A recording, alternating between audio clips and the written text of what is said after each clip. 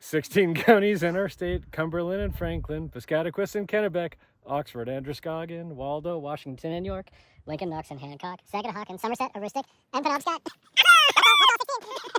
Hey there, I'm Kevin. I'm a cook, cyclist, and dreamer. And this past summer, I rode the Great Divide mountain bike route from Banff, Canada to the border of Mexico. Joining me was my South African friend Chad, who is a MacGyver of note and no slouch in the kitchen himself. Instead of the typical day-by-day recap, I've jazzed up this GDMBR video series into some exciting categories. The breathtaking beauty we soaked in, the creative meals we whipped up, and in this episode, the incredible people we encountered along the way. Think fellow riders, trail angels, and some amazing hosts. When folks ask me, "Hey Kevin, what are your top 2 takeaways from this epic journey?"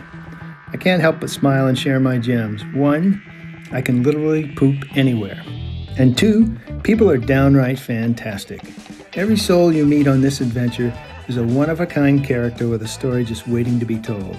While I wish I could have captured everyone's tale on camera, I did manage to snag a few vids of some amazing individuals. Let's dive in and celebrate these unforgettable encounters.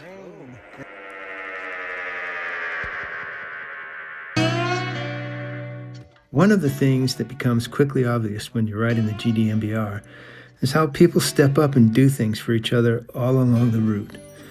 It's a real pay-it-forward philosophy, and no one captures this ethos better than John Keller from Barb Nye's Alpaca Ranch. We really believe in our mission of pay it forward. Okay, so our fee structure here is very simple, and I forgot to mention that. Everything here is free. And all we ask in return is that you pay it forward. Barbara and I do really sincerely believe that we have this area of love and kindness. And if all of the cyclists embrace that and take that out into the world, then there's love and kindness spreading out in the world, through you guys staying with us. So that's the number one reason that we do this, is that mission that's been evolving over the years. And it's like, yeah, this is really what we do. We hope that love and kindness spreads through you guys, okay?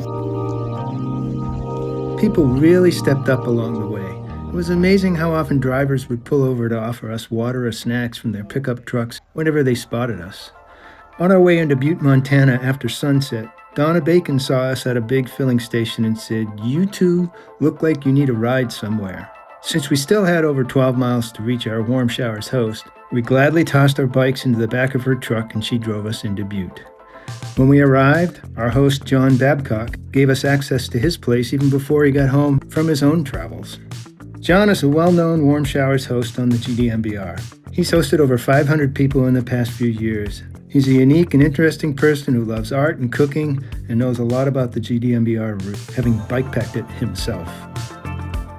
The town of Ovando, Montana is a fantastic and absolutely required stop on the GDMBR.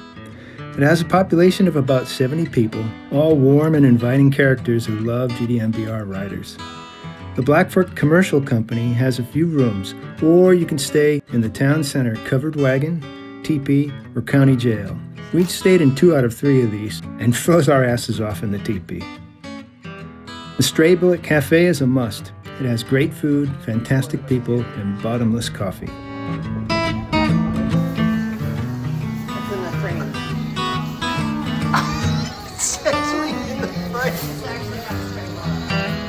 Kathy Schoendorfer runs the Blackfoot Angler, a fishing shop that also caters to the many Tour Divide riders who come through Ovando, supporting us with bike supplies, tubes, tools, bars, snacks, and gels.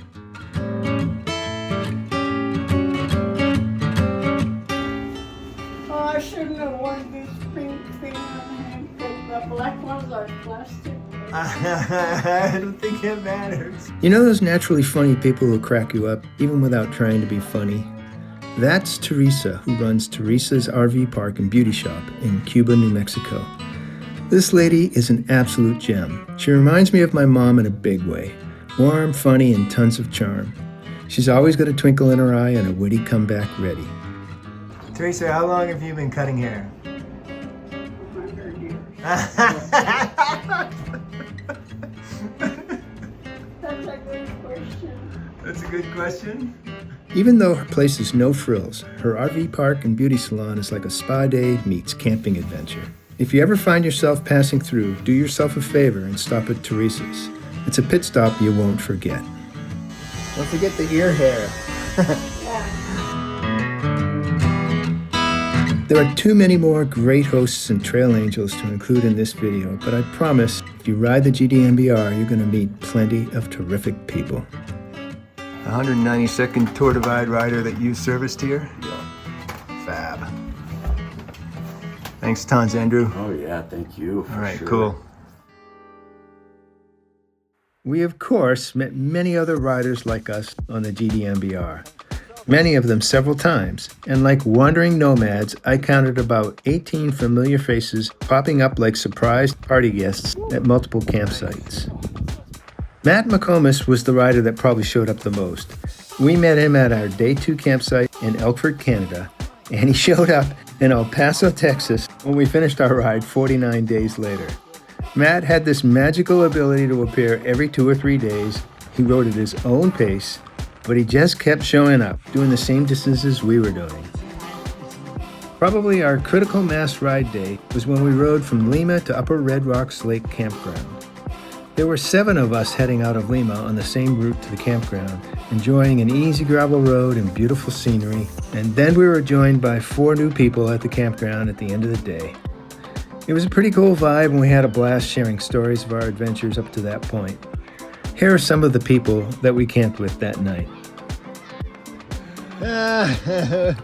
Morning, bud. Morning. Johnny is an interesting cat and one of those most experienced backpacker bike packers that we met on the trip. Although he's not from my home state of Maine, he spent time there and introduced me to the 16 Counties song you heard at the top of this video.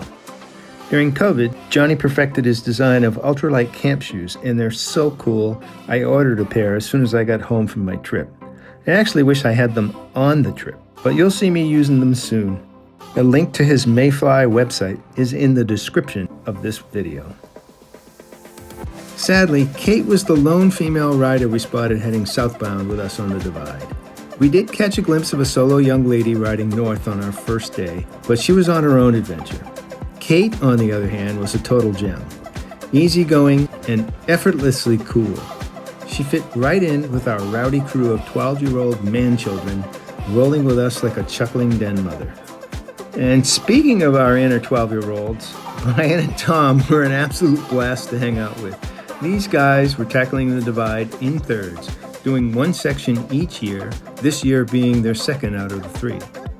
We met up often at camps, motels, and restaurants, sharing laughs and stories. When they wrapped up this year's leg in Steamboat Springs, Colorado, they rented a box truck, chucked their bikes and gear into it, and drove a 10-day road trip to Salt Lake, hitting up all the national parks along the way.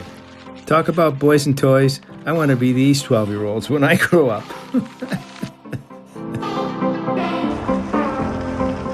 We first met Paul Vervey at the Simple Hostel in Salida, Colorado. He rode at the same pace as Chad and I, and we ended up sharing the trail for about a week. Paul had one of the most impressive bike packing setups I've seen on our journey. His biking gear had a fantastic aesthetic that stood out. Though he encountered some minor shifting issues, our friend Grant, whom we'd also met at the hostel, managed to access a closed bike shop owned by a friend in Del Norte.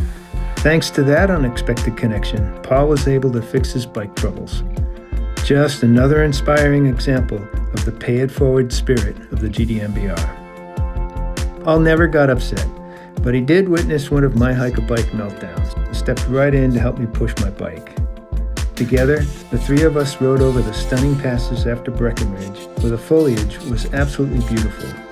And we rode a good portion of New Mexico together before Paul decided to head off on his own. But not before treating himself to a fresh haircut and beard trim from Theresa at her salon and RV park.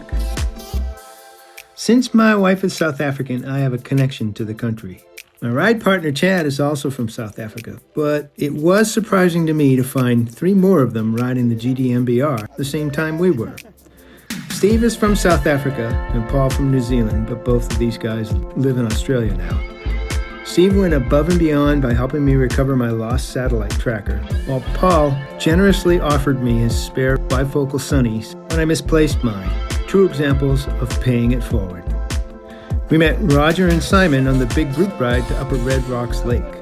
These two doctors are from Cape Town, South Africa, and definitely livened up the atmosphere whenever we saw them. These guys are solidly in the 12-year-old man-child category, shooting videos of their own, reenacting Wild West bar scenes. Hey, mister, leave your guns here at the bar. Sure thing. That's no problem. I'm a peace-loving guy. And generally having a blast. Roger, you're late for class again. Can you please sit down? Man, but I have to discipline you again. There's a link to their videos in the description below. They also had a drone and graciously allowed me to use their footage when we all rode together. One of the cooler moments of the trip was when we took an Uber to the Buckhorn Saloon in Pinos Altos, New Mexico. And just as we were stepping out of the car, Roger and Simon came around the corner on their bikes and joined us for dinner. The serendipity was fantastic. Just 10 seconds different earlier or later, and we would have missed each other. Good to see you guys. So you guys, this is dinner for us. Yeah, we come with We're too clean, right? So I don't know if you want to like come on in and join us and have dinner, or you want to like get to. This was our dinner spot. We were hungry. Let's do this right now.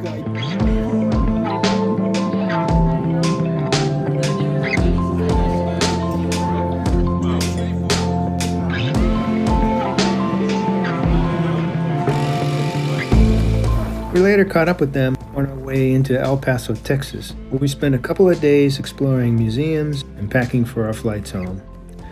Can't get it off. This is the reason I'm not going to get That's probably it.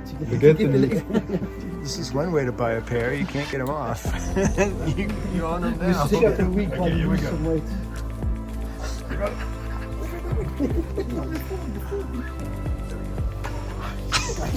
These guys were a blast, and we met up with them in Cape Town for a reunion dinner a few months later. Finally, I must say at least the minimum about my ride partner, Chad. Truthfully, the guy needs a full video just for himself, but you've seen plenty of him in all of these episodes. Look, if you spend 24/7 with someone for 2 months, you're bound to have a disagreement or two, and on occasion we did, but Chad is such a rock-solid dude. He's goofy and brilliantly sharp at the same time. He says a lot of funny shit. I love you, Mom. I left it running for you, Kevin. Is that an oxymoron? What kind of spam can we get? Mild heart attack, severe heart attack. And he does a lot of funny shit. Animal. How's it going this one? How's Clarice? She's done. Wait for the next one. Okay. The way it's spelled, it's like, what the hell? You're sucking your own fingers.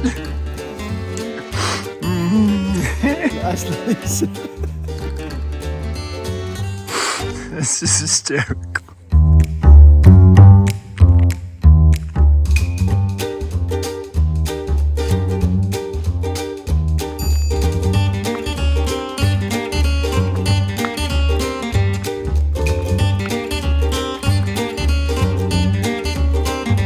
But if you step back, it all makes sense. Mechanically gifted, he can fix just about anything.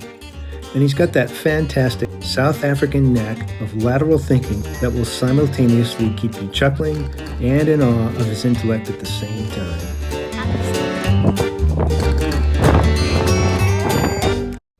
I could go on about so many other folks we met on the ride. This video could easily be double the length. So what's the big takeaway? Just get out there on your own adventure. It will restore your faith in humanity.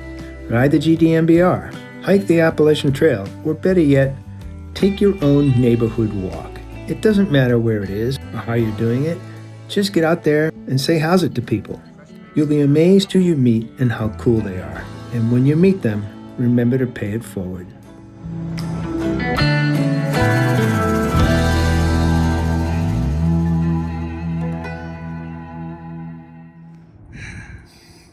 right, this vest belonged to one of my best South African friends, Sean Roberts. Fortunately, Sean passed during COVID. Sean was an amazing guy. My nickname for him was Puppy Puppy Puppy, because he was like just going all the time, man. And he loved America. He knew more American history than most Americans did.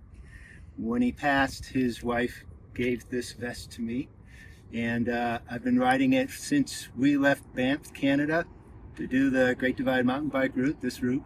And Sean, you've been with me the entire way. If you were still alive, you'd be here and you'd be loving this. Miss you, buddy.